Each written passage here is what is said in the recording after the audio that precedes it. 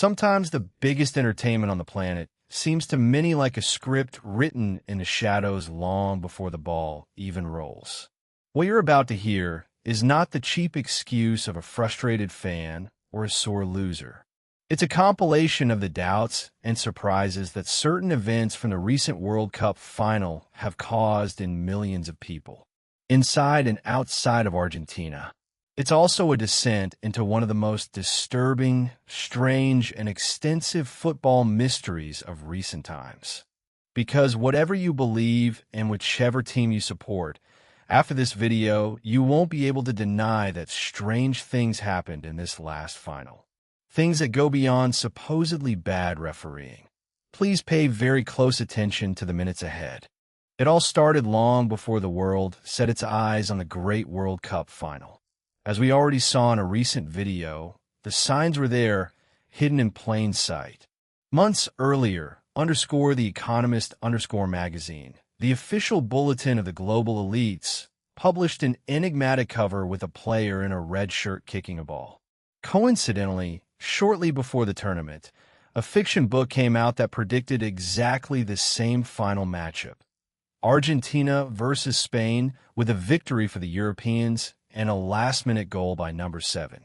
Coincidence? Skeptics say so, but coincidences don't exist when they pile up by the dozens. Even in a trial where a person's life is at stake, if the circumstantial evidence piles up too much, the conviction is almost certain. Days before the match, that old photo of Lionel Messi bathing a baby Lamine Yamal went massively viral on every screen on the planet. From a hermetic perspective, conspiracy theorists didn't take long to argue that it was a pure and simple Masonic ceremony. The ritual of passing power, where the greatest hands over the scepter to the new chosen one of the dark elite. But the real mystery began on the very day of the match. Look at the behavior of the Argentine squad. Upon arriving at the stadium, the players were smiling, joking, and life went on as normal. But the moment they crossed the white line and stepped onto the pitch, the atmosphere shifted from white to black.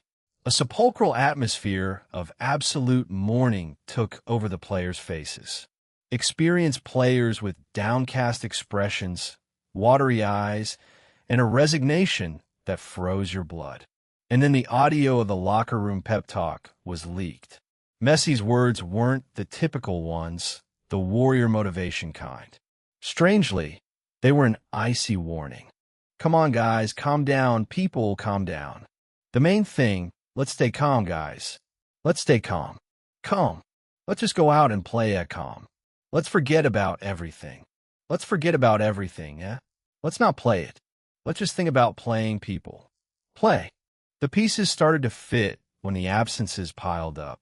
The pillars of the Argentine defense, Lisandro Martinez and Cuti Romero, who, oh what a coincidence, also carried internally the weight of having publicly defended the flag of the Malvinas in the face of British pressure, fell injured in a suspicious way, replicating a pattern that had already repeated with Portugal, Belgium, and France when they faced the Spanish machine.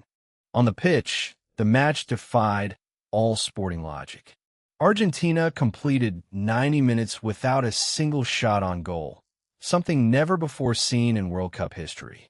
To understand how strange it is that Argentina didn't take a single shot on goal during regulation time, consider that Argentina was the second highest scoring team in the entire World Cup. And not only that, in the final they were recorded with a measly 35% possession. And there are those who say that figure is suspicious in itself, because it was actually even less. But the most disturbing thing happened with the ball itself. In various stretches of the match, cameras captured a completely anomalous physical behavior. These balls of public knowledge with integrated chips, while rolling on the grass, would suddenly stop in an unnatural way or trace inexplicable curves outside, according to many, the laws of physics and the conditions of the playing field. Please look at it yourself and be the judge. The B. What the fuck? Bro. Many claim that Argentina did score a goal, but in a strange way the ball deflected and ended up outside the net. Once again, please watch the footage frame by frame. And if you thought that was strange, look at what happened in the official broadcast. Those who had the patience to scrutinize the on-screen graphics during the matches against Switzerland and England discovered something chilling. The traditional sun of May on the Argentine flag had been discreetly altered. In its place, the digital patches showed the geometric figure of the square and compass, the most sacred symbol of worldwide Freemasonry. There are those who say this was fake news, but there are even more people who directly deny those who say it was fake news, assuring that it actually did happen. Regarding this, influencer Pato Bonato, who recently analyzed the video of the final and its anomalies for days, tells us, there's no doubt that that kind of symbology, not only the one referring to the Masonic symbol, but others that they have hinted at in the opening, in what are the ceremonies, as well as in the closing of the World Cup, where a bunch of symbology appeared all around. They are messages that are a kind of negative priming that basically communicate to people their beliefs, what's going to come next, a bunch of things that maybe escape what we can really understand. What there is no doubt about is that it's part of the bread and circuses that we on the other side consume. The refereeing was the least of it, but either way it was another piece of this macabre gear. Handpicked and without a prior draw, Slovenian referee Slavko Vincic, a judge with a murky legal past and links to criminal networks, was in charge, for many, of tipping the scales on every 50-50 play. And the outcome was grotesque for many people, and many of them aren't even from Argentina, but football fans in general, who pointed out that Spain was crowned champion, yes, but suspiciously their own players celebrated with unusual sobriety, with faces of deep discomfort, as if they themselves knew that the trophy hadn't been won with legitimate sweat, but with a pre-established script. Argentina's response was forceful and silent. The entire team literally turned their backs on the award ceremony as a sign of protest. Behind the scenes, the rift was total. Messi unfollowed Gianni Infantino on Instagram and refused to even look him in the eyes during the medal ceremony. The Ballon d'Or, given to Rodri, a defensive midfielder with no dazzling goals or assists, ended up crowning the stripping of individual awards for Europe. But the peak moment came afterward.